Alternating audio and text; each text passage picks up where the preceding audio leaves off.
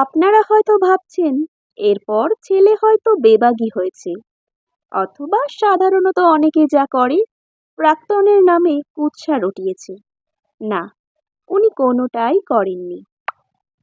অপরদিকে তিনি জানতে পারেন তার প্রাক্তনের মদ্যপ স্বামী প্রাক্তনের গায়ে হাত তোলে।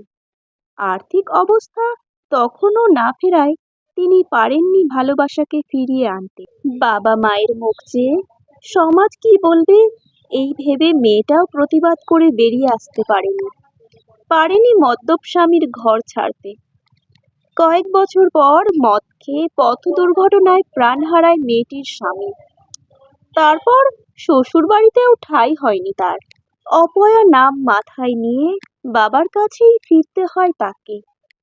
তারপর কয়েক বছরে তিনি ছোটখাটো কিছু কোর্স করা, ছোটদের পড়ানো, অবশেষে